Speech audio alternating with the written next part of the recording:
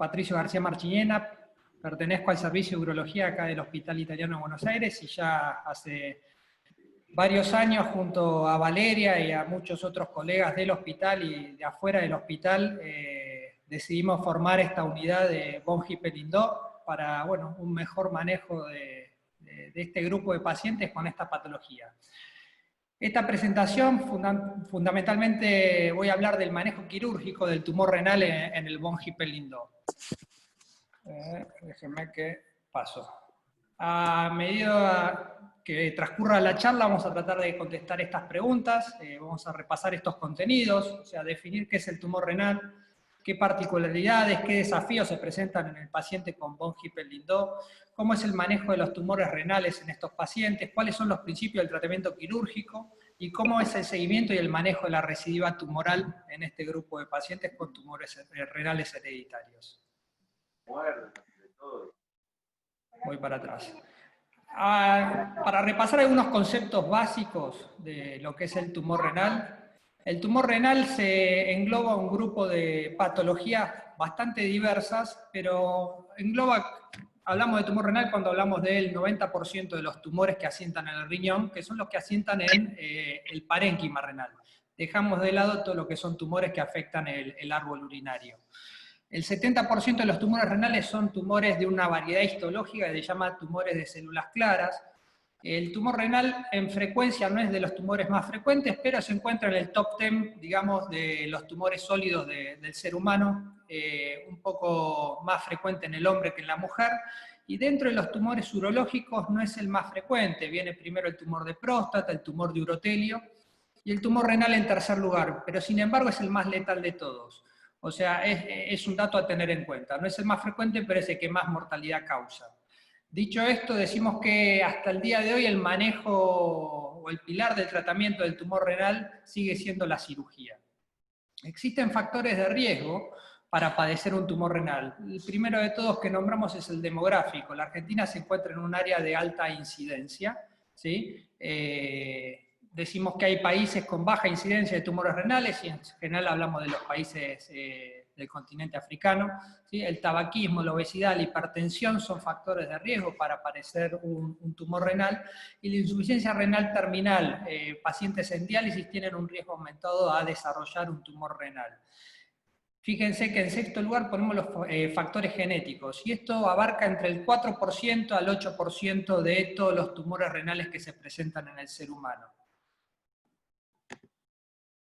Nosotros analizamos un poco qué factores de riesgo presentaban nuestros pacientes, nuestra población de pacientes, y esto lo vimos en el año 2015, después de seguir durante 5 años a pacientes que habían sido sometidos a cirugía, y lo que pudimos ver que la edad media de presentación del tumor renal era de alrededor de los 60 años, más frecuente en el hombre que en la mujer. La mayor parte de los tumores renales hoy en día se diagnostican en forma incidental. ¿Qué quiere decir esto? De casualidad, o sea, se hace un estudio a un paciente por alguna otra razón, o se hace un chequeo médico y aparece una lesión renal. Y esa fue la forma de presentación más frecuente de los tumores renales en nuestros pacientes, y en el mundo se está viendo que la forma incidental es la forma más frecuente de diagnosticar un tumor renal.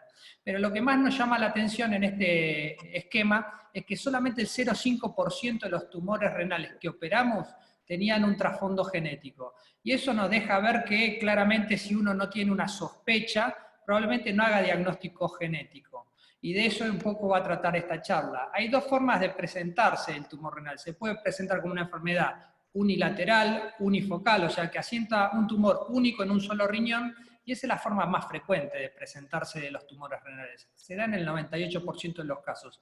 Pero una forma también no tan frecuente de presentación es cuando se presentan muchos tumores en ambos riñones, la forma bilateral y multifocal. Esto se da menos frecuentemente en el 2% de los casos. Si uno repasa un poco qué objetivos tiene uno con un tumor renal esporádico, único, unilateral, bueno, a lo largo de la historia han habido avances en el manejo del tumor renal, y la tendencia hoy en día es, cualquier tumor renal, el objetivo es darle un tratamiento, tratar de conservar la unidad renal y hacerlo de una manera poco invasiva. Si uno se enfoca en los pacientes con enfermedad renal o con tumores renales multifocales, bilaterales, bueno, uno empieza a plantearse otras preguntas, ¿sí? ¿Por qué? Porque tenemos que tener en cuenta si existe una predisposición genética en este grupo de pacientes.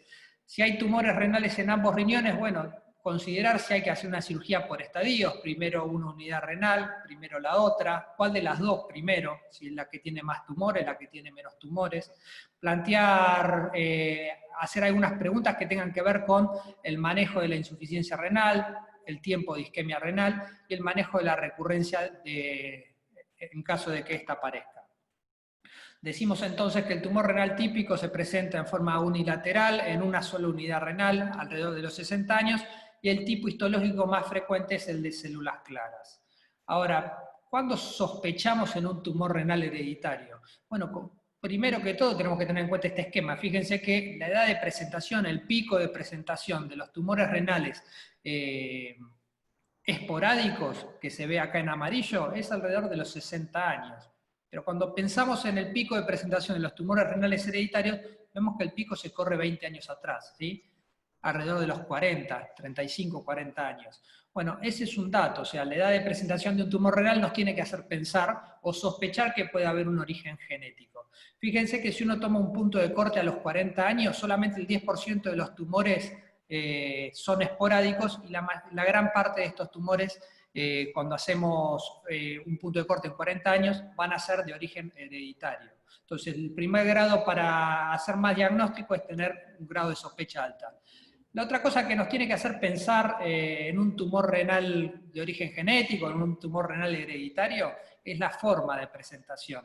El tumor renal esporádico en general se presenta de forma unilateral, una lesión única en un solo riñón. En cambio, en el caso de los tumores renales hereditarios, suelen aparecer varias lesiones en ambos riñones.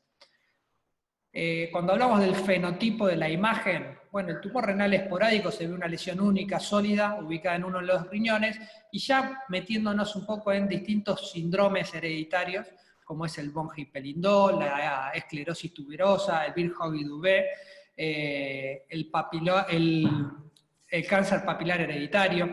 Vemos que las imágenes que vamos a ver también nos pueden llegar a orientar, en cierto modo, ¿sí?, a qué tipo de síndrome hereditario nos estamos enfrentando. En el von Hippel-Lindau vamos a ver lesiones sólidas, lesiones sólido-quísticas, lesiones puramente quísticas, como se ven ahí en blanco. En la esclerosis tuberosa vamos a ver quistes, vamos a ver lesiones sólidas, podemos ver angiomiolipomas, y todas estas lesiones conviviendo en una misma unidad renal. Entonces, la imagen también nos va a aportar o nos va a orientar, en cierta manera, hacia qué tipo de síndrome tenemos que enfocarnos o enfocar el estudio genético. Y lo otro que no podemos dejar pasar de largo, ¿sí?, son las manifestaciones extrarrenales. La mayor parte de los síndromes de carcinoma renal hereditario se asocian a manifestaciones extrarrenales. Muchas veces estas son la punta del iceberg, ¿sí? Un angioma en la retina, un paciente con un hemangioblastoma en el cerebelo, manifestaciones cutáneas como fibrofoliculomas, quistes a nivel del pulmón, cistoadenomas en el testículo, paragangliomas. O sea, también tenemos que prestar atención a todo lo que pasa fuera del riñón, ¿sí?, para poder llegar a un buen diagnóstico. Muchas veces al revés, el riñón es la primera manifestación y uno tiene que salir a buscar todas las otras manifestaciones que pueden estar presentes y pueden haber pasado desapercibidas. En definitiva, hablamos de fenotipo del tumor renal hereditario, decimos que está subestimado, ¿sí? Decimos que es un 4%, pero probablemente entendemos muy poco sobre las bases genéticas del tumor renal hereditario y muchas veces pasamos de largo el diagnóstico. Y lo vimos nosotros en nuestro estudio, solamente el 0,5% de los pacientes tenían un diagnóstico genético confirmado. Hoy en día se describen alrededor de una docena de mutaciones genéticas que se asocian a tumor renal y generalmente las mutaciones se dan en genes supresores, ¿sí?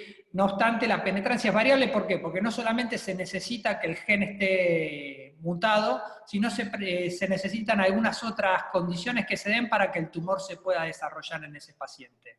A modo de síntesis, ¿qué tienen en común todos los tumores renales hereditarios? Generalmente son multifocales, generalmente son bilaterales. La histología, si bien varía entre síndromes, dentro del mismo síndrome suelen tener una histología propia, ¿sí? En el von Hippel-Lindau es de células claras, Birt-Hogg-Dubé suelen ser cromófagos y oncocitomas. O sea, cada mutación genética se asocia en general a un tipo de histología específica, y la mayor parte de estos síndromes tienen manifestaciones clínicas asociadas. A modo de resumen, en este cuadro lo que decimos es qué otras características tienen en común. La mayor parte de los síndromes renales hereditarios tienen una herencia autosómica dominante. ¿Qué quiere decir? 50% de chances de transmitirla a la descendencia. La penetrancia, como dijimos, es variable, y en esto el von Hippel-Lindau es quizás de los síndromes renales hereditarios el que más penetrancia tiene, ¿sí? El 70% de los pacientes con la mutación genética van a desarrollar a lo largo de su vida alguna manifestación renal, ¿sí? A diferencia de otros síndromes como la esclerosis tuberosa, donde la presencia de manifestaciones renales se da en un 4% de las veces. La mayor parte decíamos que tienen manifestaciones extrarrenales, y los tipos histológicos caracterizan a cada una de estas lesiones. Cuando pienso en un tumor renal hereditario, dijimos entonces menos de 40 años, cuando la patología es bilateral, multifocal, cuando se asocia a manifestaciones extrarrenales o cuando hay familiares con alguna de estas características. Todo esto nos tiene que hacer sospechar en un tumor renal hereditario, y en caso de alta sospecha, uno considerar el test genético. Pero como hablamos de tumor renal hereditario, o cuando hablamos de tumor renal hereditario, los objetivos van a cambiar. En un paciente de 60 años con un tumor renal esporádico, la cirugía tiene el objetivo de curar al paciente, de preservar el renal preservar el riñón siempre que se pueda, y en caso de no poderse preservar el riñón, bueno, uno tiene el otro riñón sano, por lo tanto, tampoco es algo que nos quite el sueño, ¿sí? En general estos pacientes reciben una única cirugía, y después lo que pasa con estos pacientes, entran en un plan de seguimiento imagenológico para evaluar si aparecen manifestaciones o metástasis a distancia. En cambio, en el tumor renal hereditario, realmente se da en una población mucho más joven, de menos de 40 años, y los objetivos cambian. ¿Por qué? Porque no solamente tenemos que pensar en los tumores renales que vemos actualmente, sino en los futuros tumores renales que pueden llegar a aparecer en esta población, ya que hay una mutación genética que lo está predisponiendo. Tenemos que pensar que estos pacientes no presenten diseminación, o sea, que estos tumores no disparen células fuera del riñón. Tenemos que maximizar la función renal para que ese paciente no entre en diálisis, entendiendo que vamos a tener que en algún momento intervenir ambos riñones. Tenemos que limitar el número de cirugías, buscar una estrategia para no someterlos no llevarlos a quirófano cada vez que aparece una lesión renal, y en caso de necesitar hacer este tipo de intervención, tratar de minimizar la morbilidad que estas intervenciones requieren. Por lo tanto, los principios quirúrgicos en von Hippel-Lindau es manejar de manera segura el tumor renal, preservando la función renal, evitar la diseminación y limitar los procedimientos. Es un poco el balance que tenemos que hacer cada vez que nos enfrentamos a un tumor renal hereditario. Antiguamente, en los años 70, aparecían tumores en ambos riñones, y el plan, la estrategia era: saquemos los dos riñones y llevemos al paciente al trasplante. Bueno, hoy en día esa estrategia no es válida, y vamos a ver por qué. Hoy en día la preservación renal es un pilar del tratamiento. Evitar la diálisis es un objetivo primario en el tratamiento de pacientes con tumores renales hereditarios. ¿Por qué? Porque la diálisis no es inocua, conlleva una morbimortalidad cardiovascular no desestimable. Hay series que hablan de un 50% de mortalidad a 5 años. Si bien el paciente con un tumor renal hereditario tiene características propias, suelen ser pacientes jóvenes, la razón por la cual puede llegar a diálisis no son razones médicas, no son diabéticos, no son pacientes con riesgo cardiovascular que los llevan a diálisis, sino son pacientes quirúrgicos que eventualmente pueden requerir diálisis. No obstante, sabemos que la diálisis provoca una morbimortalidad, y muchas veces la mortalidad de la diálisis es mayor que la del tumor renal. Por lo tanto, la mejor estrategia es tratar de evitarla.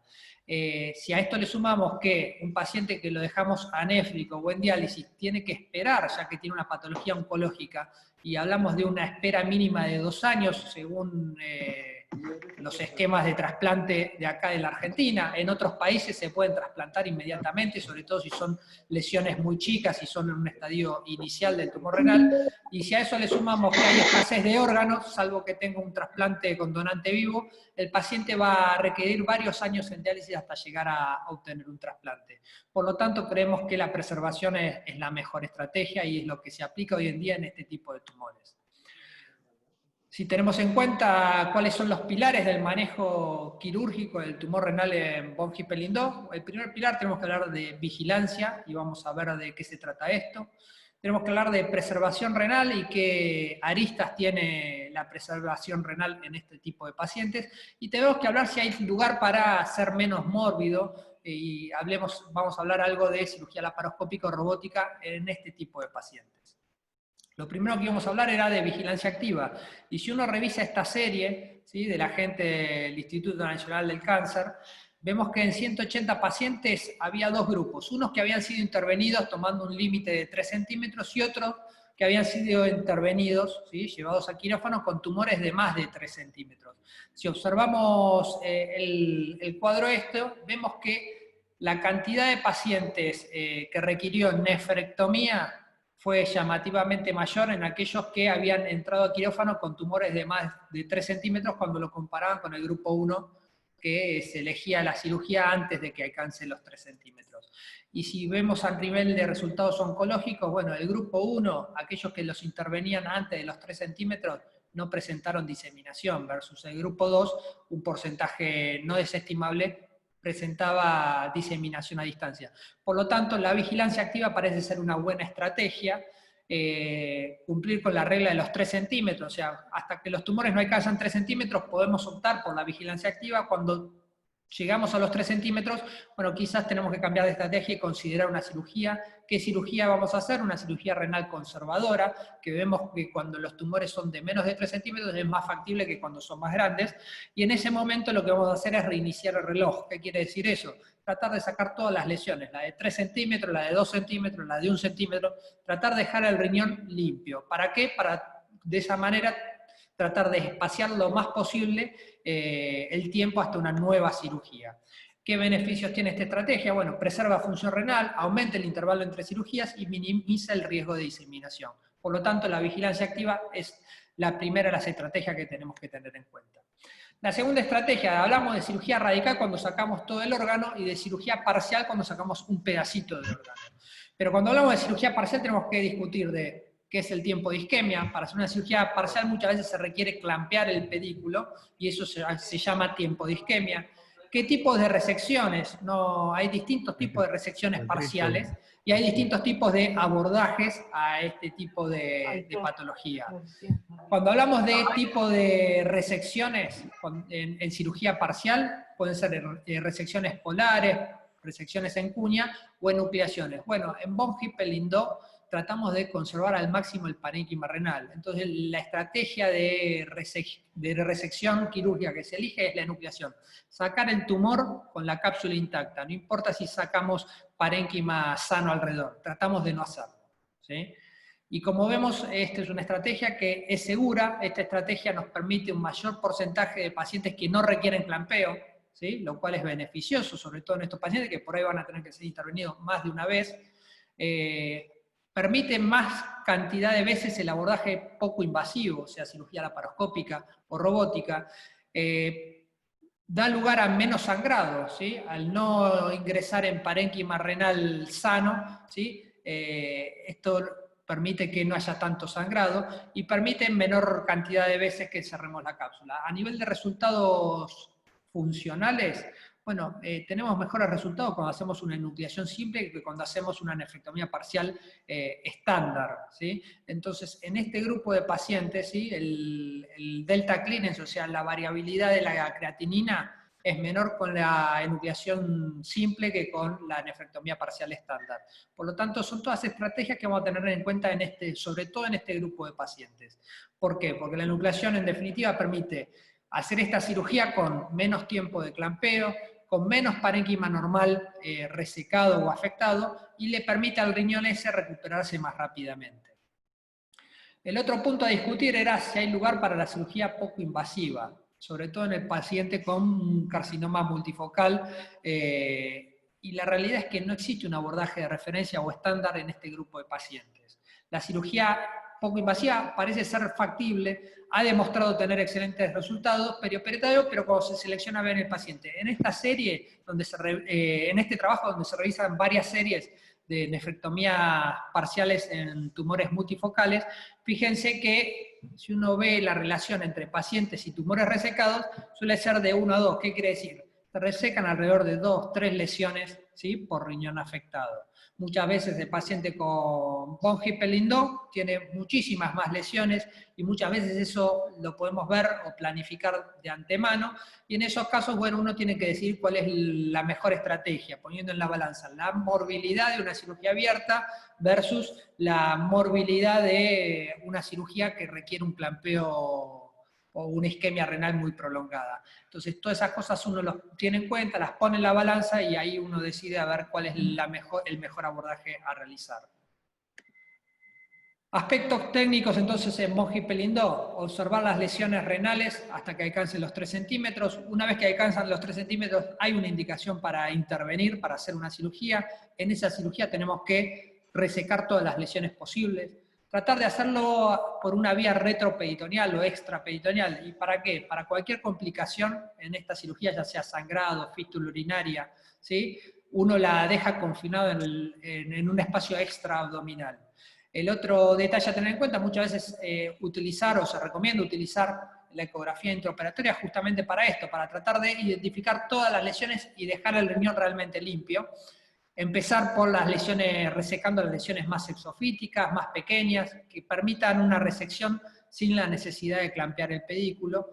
Maximizar la preservación del parénquica con técnicas de enucleación, y finalmente reaproximar la grasa de Gerota, justamente para que todo ese riñón que ya ha sido operado, resecado, no genere adherencias, ya sea con vísceras o con la herida quirúrgica, teniendo en cuenta que probablemente, o en muchos de los casos, va a requerir una nueva cirugía en un tiempo futuro, en un futuro. Entonces son todas maniobras que nos van a permitir, a la hora de volver a ese riñón, encontrar un terreno por ahí más favorable para la cirugía.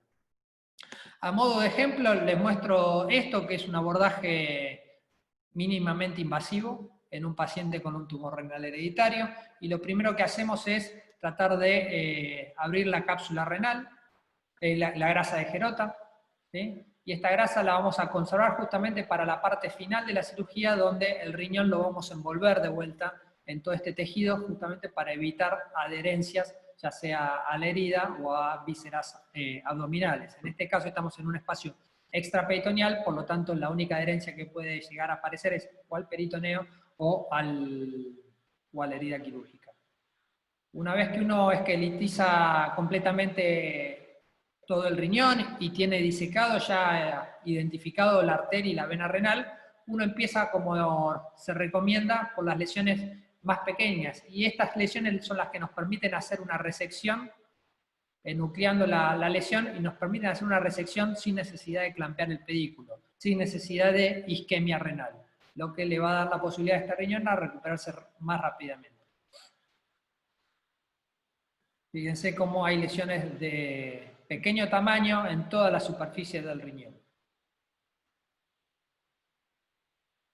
Una vez que identificamos o resecamos la gran mayoría de las lesiones renales, usamos el ecógrafo justamente para ver las relaciones que tienen las lesiones por ahí que se ven más profundas con la vía excretora, con la arteria, la vena y los vasos que nutren al riñón. En este caso seguimos haciendo enucleaciones sin necesidad de clampear el pedículo. El ecógrafo también nos permite identificar completamente si hay lesiones intrarrenales.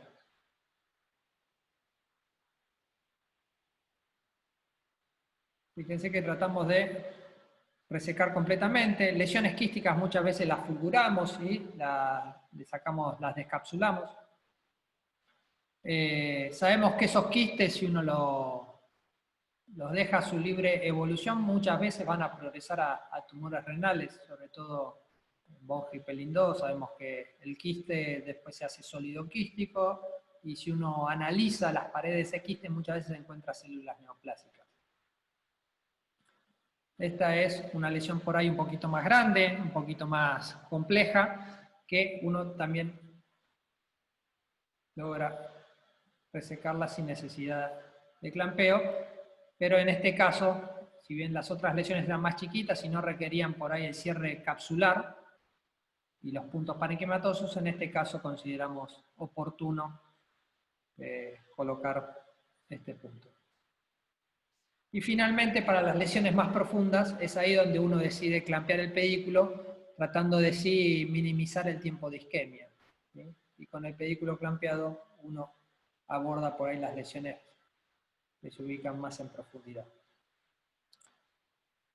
Esto es lo que uno hace en cirugía mínimamente invasiva, en cirugía ya sea laparoscópica, robótica, e incluso en cirugía abierta. Uno respeta estos pasos, ¿sí?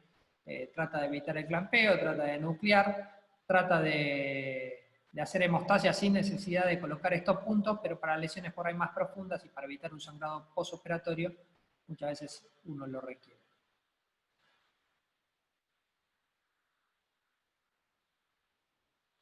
Acá estamos completando la cirugía, embolsamos y finalmente lo que les decía, cerramos todo lo que es, envolvemos el riñón de vuelta en su grasa, ¿sí? La grasa de Gerota, justamente para evitar adherencias.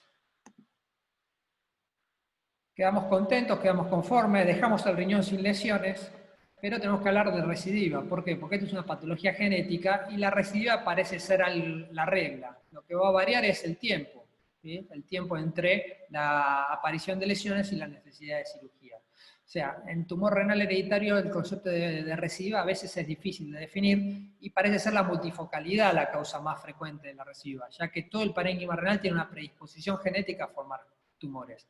Lo que tenemos que decir desde el punto de vista quirúrgico, que la cirugía o la recirugía es más compleja, ya sea en términos de transfusiones, de complicaciones como sea la fístula urinaria, en términos de necesidad de sacar el riñón, la nefrectomía, o necesidad de reoperar. Si uno ve estas dos series, acá la serie de Johnson habla de una nefrectomía parcial, o sea, una primer recirugía, ¿sí? Y en este caso vemos que la tasa de transfusiones, la necesidad de nefrectomía y de reoperación no es desestimable, ¿sí? Un 6% perdieron el riñón en una recirugía y un 4% debieron ser reoperados, con un 75% de requerimientos de transfusiones.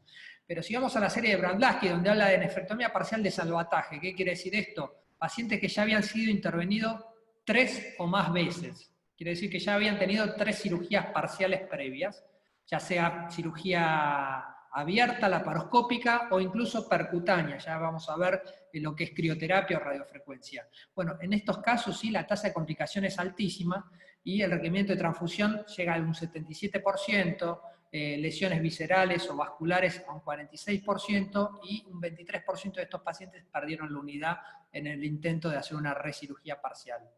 Entonces, a pesar de esto, el mismo autor, Brandlaski, publica esta serie, donde identificó 128 pacientes con un 70% con VHL, que habían sido seguidos durante 10 o más años. Habían recibido un promedio de 3 intervenciones por unidad renal. En este caso, 68% de estos pacientes había sido sometido a una recirugía en la misma unidad renal, con un tiempo entre cirugía del mismo riñón y una próxima cirugía de 6 años. Con un seguimiento promedio de todo este grupo de 128 pacientes de 16 años, lo que destaca este trabajo es que tiene una muy buena sobrevida, ¿sí? A pesar de los esfuerzos que uno hace, a pesar de que requerir reoperaciones, la sobrevida en estos pacientes, cáncer específica es del 97%, una sobrevida global del 88%, y el 95%, a pesar de que requieren muchas cirugías, muchas intervenciones, ¿sí? Se encontraban fuera de diálisis. Por lo tanto, lo que concluyo es que a largo plazo y a pesar de la necesidad de nuevas intervenciones, la cirugía conservadora ofrece excelentes resultados oncológicos y funcionales a este grupo de pacientes. A modo de cierre, decimos que para contestar por ahí las preguntas que nos hicimos al inicio de la charla, ¿qué es el tumor renal? ¿Qué particularidades tiene von Hippel-Lindau? El 70% de los pacientes con von Hippel-Lindau van a padecer alguna afección renal.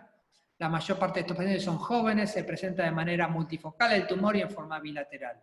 ¿Qué desafíos se van a presentar en este grupo de pacientes? Bueno, el primero es el oncológico, evitar la diseminación es un principio estándar, es un principio de tratamiento, evitar la diálisis, tratar de limitarle los procedimientos a estos pacientes que van a tener una predisposición genética a formar tumores y disminuir la morbilidad de los procedimientos son parte de los desafíos que se nos presentan. ¿Cómo los manejamos? Bueno, la vigilancia activa está claro que es un pilar del tratamiento o del manejo de los tumores renales y decimos que el punto de corte lo ponemos en 3 centímetros, por lo que vimos en el trabajo del doctor Linehan, que habla de que con un punto de corte de 3 centímetros la vigilancia es una estrategia segura.